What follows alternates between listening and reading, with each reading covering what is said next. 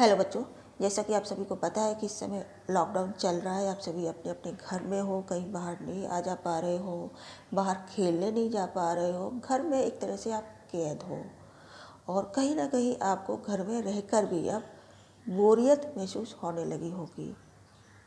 ठीक है, क्योंकि हर कोई फ्री रहना चाहता है, फ्री होकर हर काम करना चाहता है। जो भी आपको करना है घर में रह के करना है, अपने कमरे में रह के करना है, खेलना है तो भी आपको घर में ही रहना है।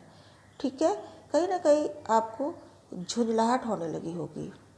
ठीक है, लेकिन जो सिचुएशन है इस समय देश की, वो आप सभी वाकिफ़ हैं इस बात से और आप सभी को उसमें सहयोग देना है। जो सरकार के दिशा निर्देश है उनका पालन करना है।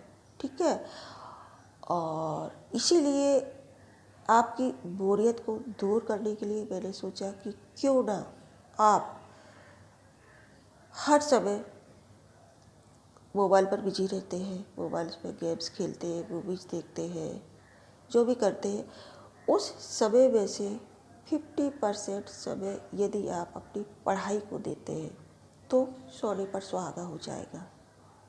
ठीक है, इट मीन्स आपका समय भी कट जाएगा और साथ साथ आपकी पढ़ाई भी हो जाएगी। ठीक है, तो इसीलिए आज से मैं क्लास 9th के बच्चों के लिए वीडियोज़ देने वाली हूँ।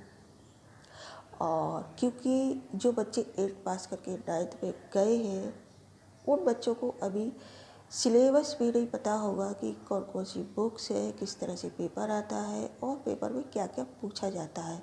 तो आज का वीडियो में तो इंट्रो है उन सभी बच्चों के लिए कि बच्चे इस बारे में जाने। ठीक है, तो सबसे पहले तो मैं आपको बता दूं कि अभी तक जिस तरह से पेपर आता था उससे थोड़ा हट के आपका पेपर बनेगा। हर खंड के अलग अलग मार्क्स डिवाइड होते हैं और हर खंड में क्या पूछा जाता है ये भी पहले से डिसाइड किया होता है। कहने का मतलब है 10th में आपको पता है कि बोर्ड का पेपर आता है, बोर्ड की तरफ से आता है। तो जिस तरह से जो पैटर्न 10th का होता है सेम पैटर्न 9th में फॉलो किया जाता है एवरी सब्जेक्ट में। ठीक है, यहाँ मैं सिर्फ बात करूँगी अपने सब्जेक्ट की। ठीक है, तो इसलिए मैं आपको बता देना चाहती हूँ कि आपका पेपर 4 खंड में विभक्त होता है। पहले खंड में तो गद्यांश और पद्यांश आते हैं, अनसीन होते हैं। आप सभी को पता है कि इसमें किस तरह से प्रश्नों के उत्तर लिखे जाते हैं। तो ये आपका होता है 15 नंबर का। खंड खा जिसमें व्याकरण आता है। व्याकरण के अंतर्गत सभी बेसिक चीज़ें होती हैं जो आपको पढ़ाई जाएगी मेरे द्वारा और क्लासेस में भी आप पढ़ेंगे और वीडियो के थ्रू भी मैं आपको करवाऊँगी। तो ये व्याकरण भी आपका होता है 15 नंबर का। इसके अलावा खंड गा में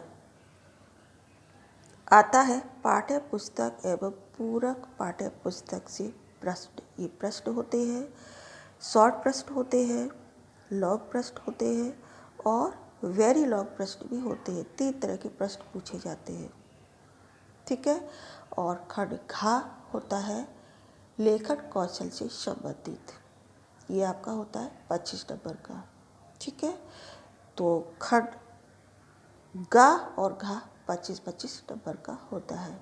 ठीक है, लेखन कौशल के अंतर्गत आपसे अनुच्छेद पूछा जाएगा। ठीक है, और आपसे संवाद पूछा जाएगा, आपसे चित्र वर्णन पूछा जाएगा और पत्र पूछा जाएगा। ठीक है, तो इस तरह से आपका खंड घा होता है। तो टोटल बनता है आपका 80 नंबर का पेपर। ठीक है, अब आइए बात कर लेते हैं कि पुस्तक जो आपकी सिलेबस में है। एक तो है पाठ्य पुस्तक, इसके अंतर्गत गद्य और पद्य दोनों तरह की रचनाओं को शामिल किया गया है। इट मीन्स गद्य खंड से भी लेसन्स है और काव्य के भी लेसन्स दिए गए हैं। ठीक है, और दूसरी किताब है जो पूरक पाठ्य पुस्तक है जिसे संचय का नाम दिया गया है। तो इसके अंतर्गत भी लेसन्स है। ये सारे लेसन्स मेरे द्वारा आपको कवर किए जाएंगे। हालांकि इसमें कुछ लेसन्स मैं आपको करवा चुकी हूँ, आप चाहें तो मेरे पिछले वीडियोज देख सकते हैं जिसमें संचय के कुछ लेसन्स मैंने आपको करवाए हैं, ठीक है। जिसमें गिल्लू है, स्मृति है, ये मेरे द्वारा करवाया गया है। इसके अलावा धूल, दुख का अधिकार, ये भी मेरे द्वारा करवाए गए हैं। तो आप चाहे तो पिछले वीडियो देख सकते हैं। इसके अलावा फिर से शुरू से पूरा कोर्स मैं आपको करवाऊंगी।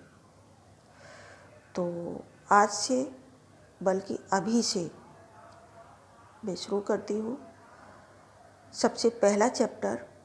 और आप लोग भी आज से ही ये वादा करो खुद से कि आप थोड़ा समय अपनी पढ़ाई को दोगे, ठीक है।